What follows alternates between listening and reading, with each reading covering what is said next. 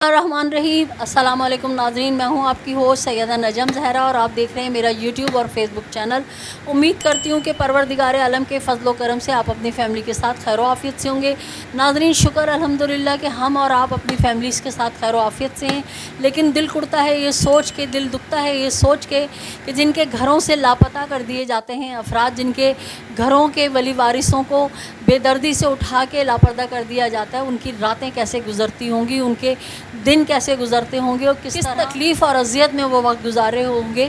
تو اسی حوالے سے ہم آپ کے ساتھ کچھ اپڈیٹ شیئر کریں گے۔ لیکن ایک اچھی خبر کہ جنرل عاصم منیر صاحب نے جب آئے تھے تو انہوں نے کہا تھا پاکستان کی ترقی کو کوئی نہیں روک سکتا۔ آج کی جو اطلاعات ہیں، ایک خطیر رقم جو ہے وہ پاکستان کو گرانٹ کر دی گئی ہے، مل گئی ہے، اور اب انشاءاللہ تعالی جنرل عاصم منیر صاحب کی سربراہی میں امید ہو چلی ہے کہ پاکستان ضرور ترقی کی راہوں پہ گامزن ہو جائے گا۔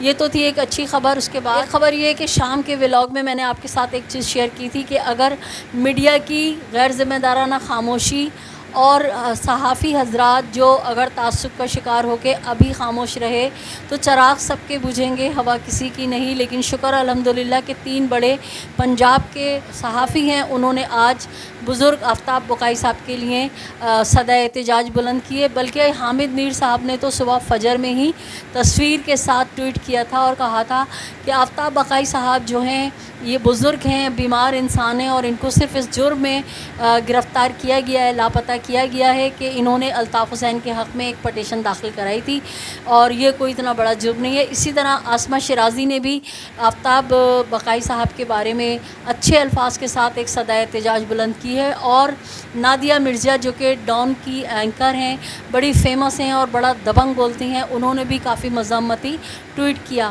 تو شکر خدا کا کہ آج لوگ جو ہے حق کی آواز کو بلند کر رہے ہیں۔ نہ صرف نادیہ مرزا نے آفتاب بقائی صاحب کے حق میں ٹویٹ کیا، بلکہ ان کا خدشہ یہ ہے کہ خاکم بہ دہن خدا نہ کرے ان کے ساتھ ایسا کچھ نہ ہو، جیسے کہ میں اپنے پچھلے ولاگز میں آپ کو بتا چکی ہوں کہ 72 سالہ بزرگ فلاسفر استاد حسن ظفر عارف صاحب جو کہ اتنے بڑے فلاسفر اور سیاسی سوچ رکھنے والے رہنما تھے کہ بھٹو صاحب کے لیے بھی انہوں نے جو ہے تحریک چلائی تھی، اور انہوں نے بڑا لوگوں کو موٹیویٹ کیا تھا جب بھٹو صاحب کے ساتھ کچھ ہو رہا تھا۔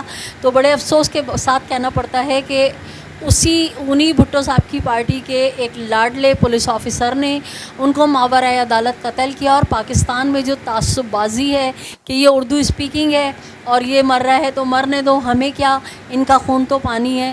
تو حسن ظفر عارف جو کہ جن کا میں نے آپ کو کئی بار بتایا ہے کہ ان کے پڑھائے ہوئے جو طالب علم ہیں وہ آج 20 گریڈ کے ججز لگے ہوئے ہیں، بڑے بڑے جگہوں پہ اپنی ڈیوٹیاں انجام دے رہے ہیں، اور بہت سے ریٹائر ہو چکے ہیں۔ لیکن افسوس کہ صرف اس وجہ سے کہ وہ ایک مہاجر ہیں، اردو اسپیکنگ ہے، بانی پاکستان کی اولادوں کا اچھا سوچتے تھے، ان کو قتل کر دیا گیا۔ ان کے وہ اسٹوڈنٹ جنہوں نے ان سے پڑھا، جنہوں نے ان سے تعلیم لی، ان تک نے ان کے لیے آواز نہیں بلند کی۔ لیکن آج الحمدللہ 3 پنجاب کے صحافیوں نے آفتاب بقائی صاحب کے لیے آواز نہ صرف بلند کی بلکہ نازیہ مرزا صاحبہ نے تو یہ تک خدشہ ظاہر کیا کہ خاکم بہ دہن ان کے ساتھ کچھ ایسا نہ ہو جائے جیسے حسن ظفر عارف کے ساتھ ہوا۔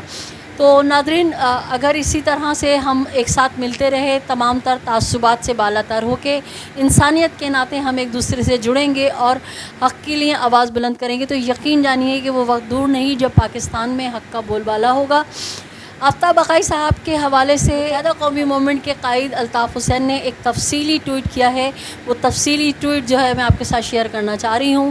تو وہ لکھتے ہیں ٹویٹ میں کہ محترم وزیر اعظم میاں شہباز شریف صاحب، آپ کی وزارت عظمیٰ کے دور میں ایک معمر بزرگ جناب آفتاب بقائی صاحب کو گزشتہ روز 10 جولائی 2023 کو رینجرز نے ان کی رہائش گاہ واقع گلشن اقبال سے گرفتار کیا، اور 11 جولائی کو رینجرز نے جناب آفتاب بقائی صاحب کو رہا کرنے کے بجائے टाउन थाने मुंतकिल कर दिया, जहां से उनकी वकील सादिया एडवोकेट ने बताया कि उन पर कोरंगी में वफा परस्त साथियों की जानिब से निकाली जाने वाली रैली का मुकदमा बनाया गया है, जबकि इस निकाली जाने वाली रैली से मोहतरम आफ्ताब बकाई साहब का सिरे से कोई ताल्लुक़ ही नहीं था। जनाब वज़ीर आज़म शहबाज शरीफ साहब, आफ्ताब बकाई साहब जो आपके मरहूम वालिद मोहतरम के बराबर रुतबा रखने वाले बुज़ुर्ग हैं। याद कीजिए कि जब आपके वालिद मोहतरम को 1994 में गिरफ़्तार किया गया था और फिर 1999 में उन्हें घर पर नज़रबंद किया गया था, तो इस वक्त आप और आपके बड़े भाई मियां नवाज़ शरीफ साहब और आपके घर वालों पर क्या गुज़री थी। जैसा कि मैंने आपसे भी कहा था कि जिनके घरों से लोग लापता होते हैं वो लोग किस कर्ब की ज़िंदगी गुजारते हैं, किस कर्बनाक लम्हात से गुज़रते हैं, ये सिर्फ वही जान सकते हैं। तो अल्ताफ़ हुसैन साहब कह रहे हैं कि आपके घर वालों पर क्या गुज़री थी। आज आप मुल्क के वज़ीर आज़म हैं, कोई अपोजिशन में नहीं है, लेकिन आपने जनाब आफ्ताब बकाई साहब की रेंजर्स के हाथों नाजायज़ गिरफ़्तारी पर रेंजर्स के ख़िलाफ़ कोई नोटिस क्यों नहीं लिया। आफ्ताब बकाई साहब की ज़मान टाउन थाने मुंतकली के बाद उन पर रैली निकालने का झूठा मुकदमा बनाया गया।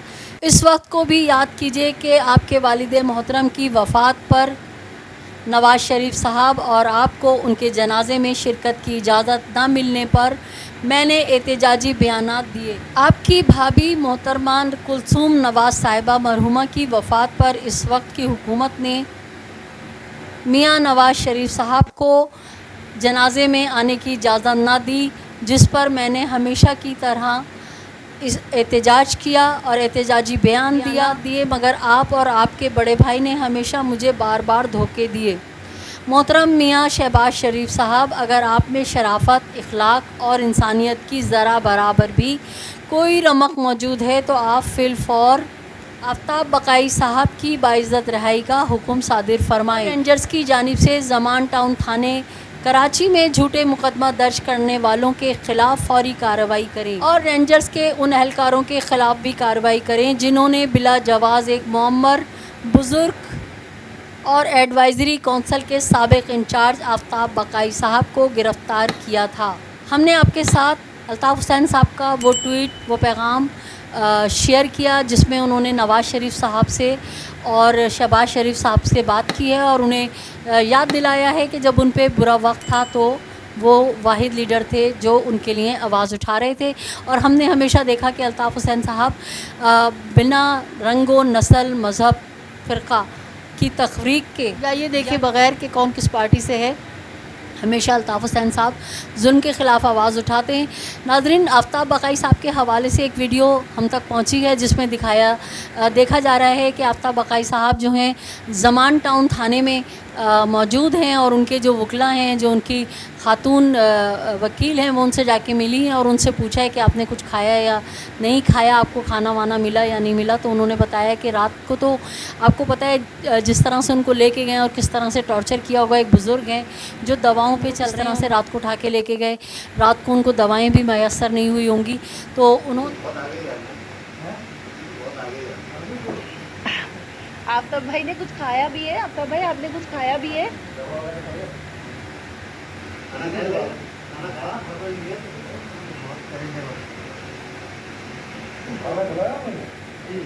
खाना खिलाया था दोपहर में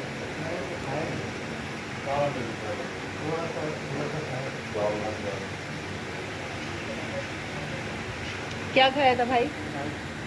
दाल।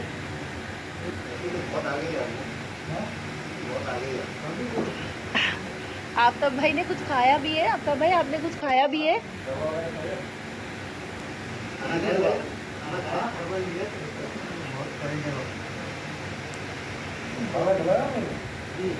खाना खिलाया था दोपहर में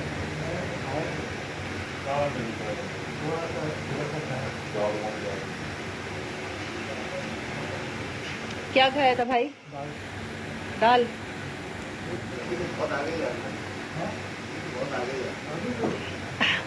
आफ्ताब भाई ने कुछ खाया भी है? आफ्ताब भाई आपने कुछ खाया भी है?